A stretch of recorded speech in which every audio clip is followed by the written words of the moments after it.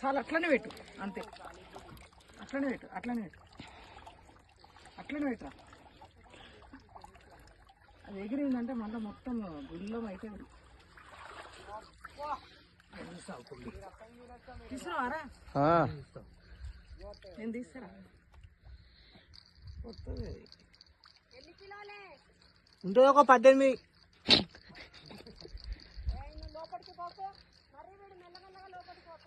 అంతేగా లోపలనే పోతాడు, ఇక బయటికి రాడు మళ్ళా.